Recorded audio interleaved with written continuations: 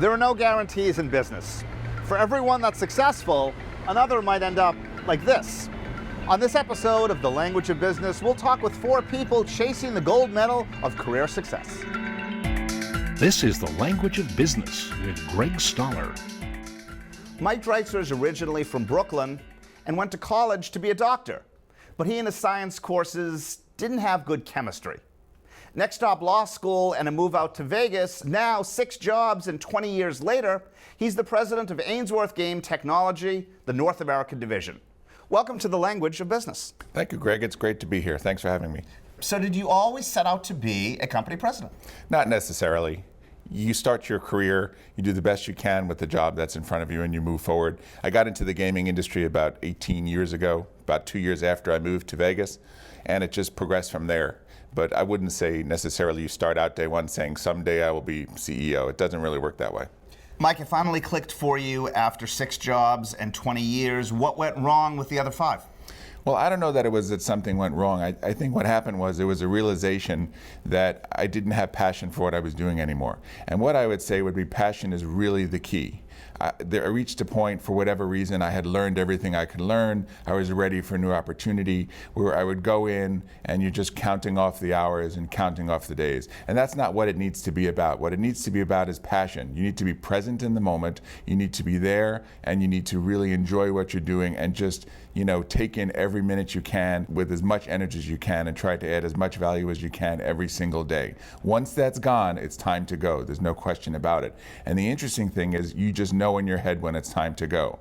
The first several jobs I had in my career, they were interesting at first. I learned a lot, made a lot of friends, a lot of mentors, but you really do have a moment when it clicks in your head and you realize that it's time to go and time to find a new challenge. You went to college to pursue medicine, then you ended up going to law school. Now you're the president of a gaming technology. A circuitous career path, is that normal? Is that unique? Tell our viewers about that. I think every journey is unique. Everybody has their own fingerprint in terms of what they do with their career. So I don't know if this is far from normal. I'm not sure. It's interesting in that I started on the legal side and the gaming regulatory side, and then moved more towards operations because I enjoyed it. But I always like looking at the big picture, the full picture. You really have to look out over the entire enterprise, and that's really enjoyable and a great challenge. Before our interview, you were talking about some war stories, taking a home equity line out in order to pay payroll. Tell us about that, please. Well, I owned a company called Global Gaming Group, or I co-owned a company, and it was a software company where we did designing of slot machine games. And it didn't always go as well as we would have hoped. So early on, we had a very big customer who was, for whatever the reason was, reluctant to pay. And I had to make payroll. So we had to mortgage our future by taking a mortgage out on our house and putting it towards payroll.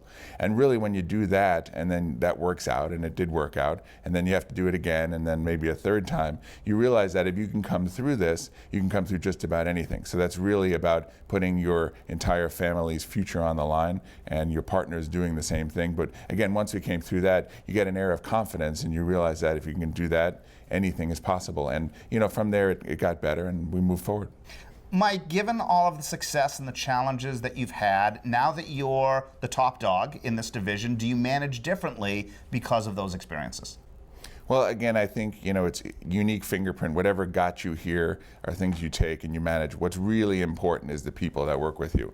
I'm not a big titles guy. It doesn't really matter who you call president, who you call, secretary, receptionist. It doesn't matter. What matters more is influence, and the influence you're able to have on the organization. I'm also a strong believer in mentorship. Really, you need to have a succession plan in place from day one, or at least as soon thereafter as you can. What you want to do is you want to bring people along, essentially to be able to come up and take your job, because you want people in there who have that passion, who have that insight, who have that desire to themselves move up in the corporate chain. Because at the end of the day, no matter how good your product is, it's not about the product as much as it is the product with great people. So let's put yourself in the mentor's chair. How would you counsel someone who's having difficulty moving up the corporate career ladder? Well, what I would do is I would say, find something that you like, that you have a lot of passion for. At the end of the day, passion goes a long way.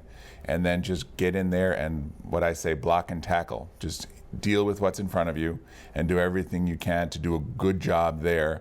And then things will just continue to happen for you. But is passion born or is it created by a good boss? I think it's probably a little bit of both. I think you have to match the person with the thing that they most enjoy and also that matches their skill sets. I always say what you try and do is you try and find someone's highest and best use within an organization. Oftentimes you'll have somebody who is very capable, very passionate, but they're in the wrong spot within the organization. So if you can take a step back and look at the group and say, well, maybe this person should be moved, next thing you know, you have great results and they're very, very passionate about what they do. What has been your biggest success and biggest failure in the workplace to date? Well, I'll answer that question by saying my biggest success has been my biggest failure. And by that I mean I had a company, Global Gaming Group, where we were a game design company.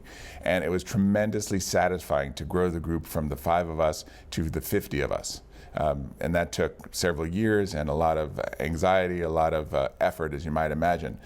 So that was probably my greatest success and the most enjoyable thing, to be able to see something grow like that.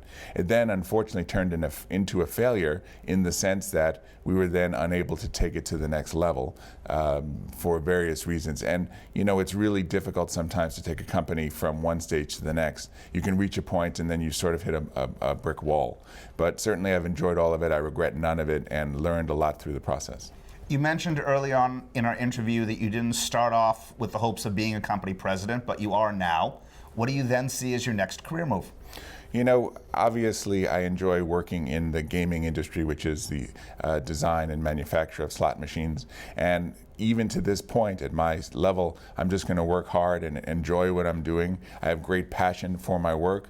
My company is a growing company in the United States. It's a very vibrant company. There's big opportunity to expand our market share all throughout North America. So I'm going to focus on that. And I think at this stage, really I'm at a position where I could stay where I'm at forever, assuming, you know, I can have something to add and I can have passion about it and they're happy with my performance overall. I could be here, you know, for the balance of my career. So at this point, I don't think much about the next move. I think about this move and helping to architect this situation to be the best it can be. Thanks, Mike. Thank you. Mike Dreitzer, president of the North American division of Ainsworth Game Technology. Coming up, from marketing a smart crock pot to the air freshener that no one wanted. But first, making the tough decision to move on. Next on The Language of Business.